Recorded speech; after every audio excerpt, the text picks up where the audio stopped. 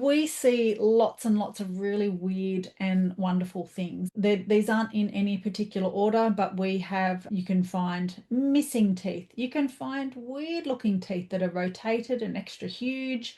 And we've got a little baby tooth in here. Yeah, so missing teeth, and we've got this tooth here that's all twisted and going sideways. We've got more twisted teeth.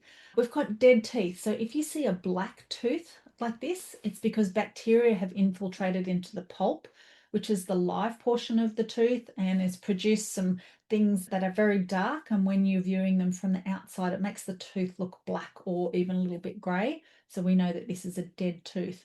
We've got more missing teeth. We've got teeth that are fused together.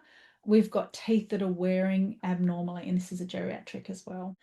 Then we've got a more geriatric horse that is showing quite a lot of wearing of their teeth, and they can get these funky little edges on here. So when we've got this image here of the normal horses lower in sizes, and then we come over here and we've got all these holes in between the teeth. So as a horse owner, you don't necessarily need to know what is wrong there, but I'm pretty sure you can all work out that's not normal. And that is a really great indication to call a veterinarian with an interest in dentistry to come and examine your horse if you don't already have a diagnosis. This is from memory, this was a 7-year-old horse that still had most of her baby teeth. So she had retained incisors. The funny thing about this mare is that I was called to her to do a dental because she was in foal to a very expensive stallion. The service fee for that stallion was just about as high as it can get, but nobody had ever bothered to look in her mouth because she's just a broodmare. So all horses deserve good dentistry, including this just a broodmare that was going to produce this very, very expensive foal. Then we've got things like spare teeth or extra teeth, keeping one in the back pocket just in case.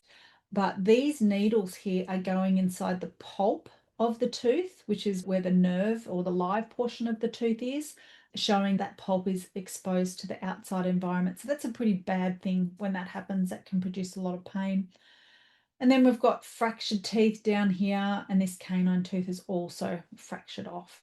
You can get caries, which is when you get the bacteria attacking teeth, and particularly with horses, you can get food stuck in there and it rots and can eat away the dental tissue. Caries is really common in people, and it's one of the main reasons that we will go to the dentist. Not so common in horses in this location on their incisor teeth. You can get smile bites, which is the name as it sounds. This horse looks like he's smiling with his teeth.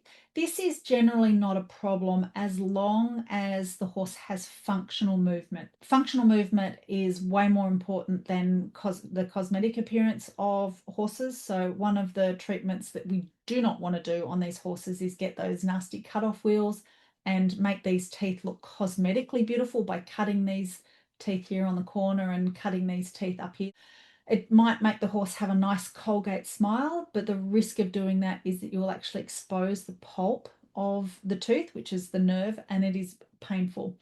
However, horses feel pain very differently to us. So if we broke a tooth or had a tooth cut off, we would be finding a dental office and we would be banging on the door at 2 a.m. because it would be incredibly painful.